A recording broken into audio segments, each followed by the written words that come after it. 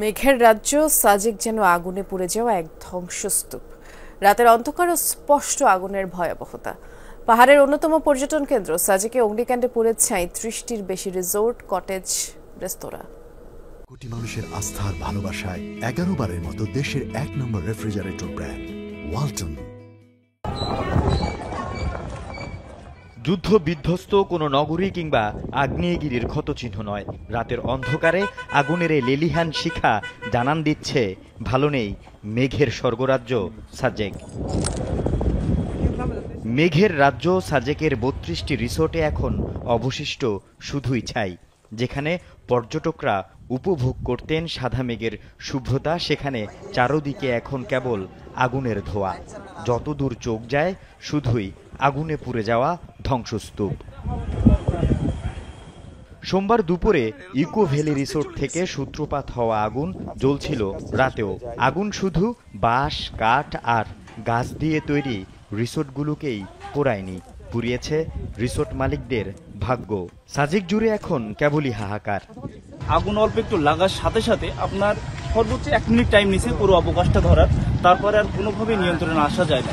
মনে করছি এটা কন্ট্রোল করা সম্ভব হবে, কিন্তু সম্ভব হয় নাই, যার কারণে ওদিকের আগুন এদিকে এসে একদম আমাদের অনেক 37টা মতো রিসোর্ট আমাদের পুড়ে গেছে। নতুন রিসোর্ট ছিল 30 তারিখে উদ্বোধন করার কথা ছিল, এই যে নিচে শতরঞ্জি রিসোর্ট, কিন্তু উদ্বোধন আর করতে পারিনি। এর আগে আল্লাহ সব নিয়ে গেছে। আমি মেঘেরগড় রিসোর্টের মালিক, মেঘেরগড় রিসোর্ট রেস্টুরেন্ট স্বর্ণালী।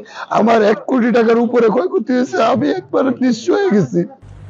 মুহূর্তেই কিভাবে ছড়িয়ে পড়ল এই আগুন, কেনই বা নিয়ন্ত্রণে আনতে পারেনি ফায়ার সার্ভিসের কর্মীরা।